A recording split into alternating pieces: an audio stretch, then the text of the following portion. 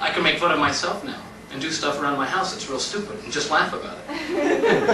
The other day I'm working around my house, dropped a hammer on my foot. I thought, holy shit, you know, I bet that hurt.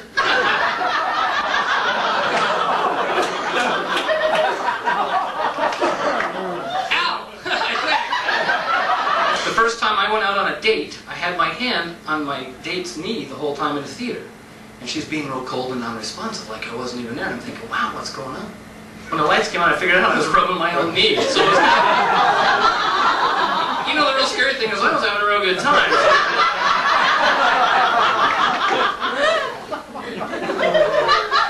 I'm always a lot by myself now. It's much cheaper.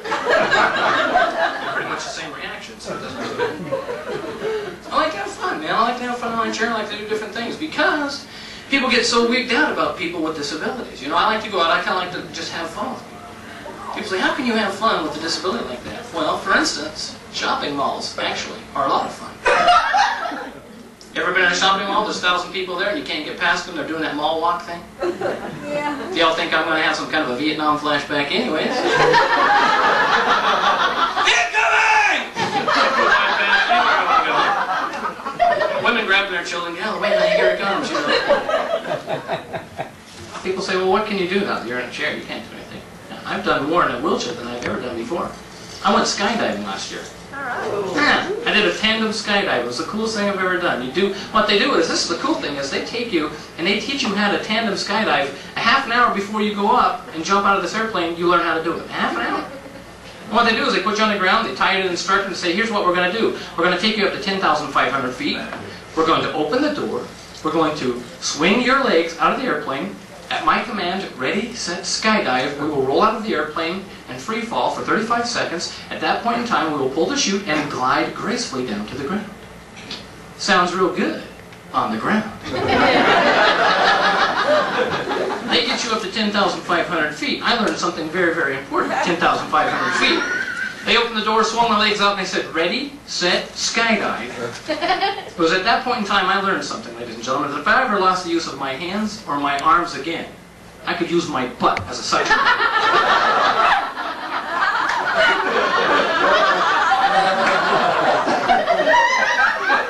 Because at 10,500 feet, we didn't come out of the airplane. He wasn't hanging on, I wasn't hanging on, and we weren't going anywhere. And the only way that I know my butt had puckered. As we got down to the ground, I still had aluminum hanging on my butt.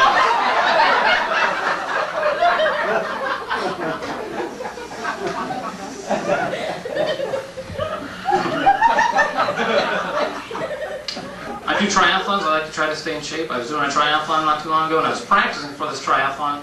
I'm swimming in a pool, which is a co-ed pool. I'm swimming, I'm doing these laps. Now see, I swim in the pool on my back. I do a back crawl through the water like this, because when I swim like this, I drown. So I like to swim on my back.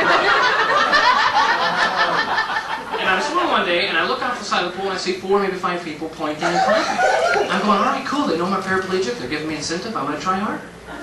I got to the end of the pool and I turned, and I noticed something very interesting, again, by having no feeling in your legs or your feet, is when you're swimming in a pool, you have no idea when your swim trunks have come off. And,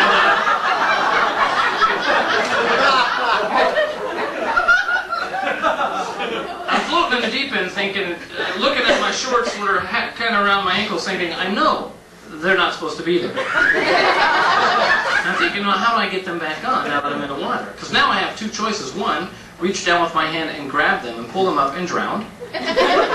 Or 2, get out of the pool naked. And I'm thinking, drowning is looking really good right about now.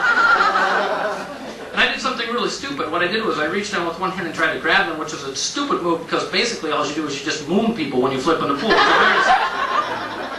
I'm Paul Ryan, and I am the creator and founder of Comics on a Roll, and the main impetus behind this whole show. This is the best thing I have. My show tonight, so let me know that like he's so I don't have to keep going like this. I'm a comedian, obviously. I'm a comedian, I'm a writer. I write for The Tonight Show and Comic Strip Live and a whole bunch of other people. You know, I specialize in political stuff. I'm a real political junkie. That's why I like Bill Clinton so much. But anyway, I just want to say tonight that from now on, we no longer want to be referred to as disabled, physically challenged, handicapped, crippled, or anything like that. From now on, you can call us Rolling Americans. That's the new term, Rolling Americans. If blacks can be African Americans, goddammit, we can be Rolling Americans. So that's what I want to say. Well, I started Comics on a Roll a couple of years ago when one of the clubs that we worked at noticed there were a lot of disabled comedians coming in. They suggest we do a comedy night. And since then, I've taken, gotten a good group of disabled comedians together. We had all kinds of disabilities ranging from spinal cord injury to spinal muscular atrophy, which is a form of muscular dystrophy, which is what I have. People with cerebral palsy, people partially blind, and other people who are just right-wing Republicans, which is probably their biggest handicap.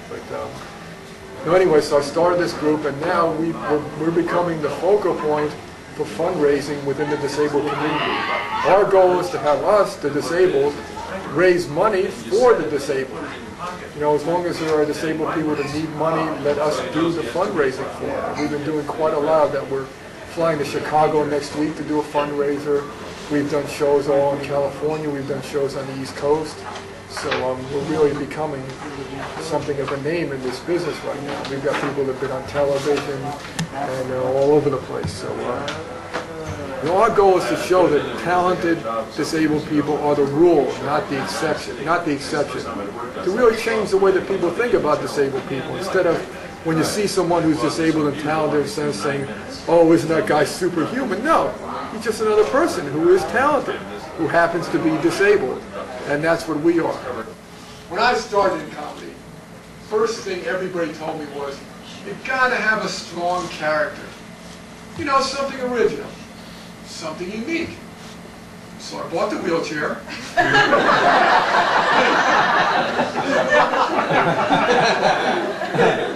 Stepped in front of a bus. Okay, let's get it out of the way, all right? It's obvious. I grew up with a severe handicap. I went to Catholic school.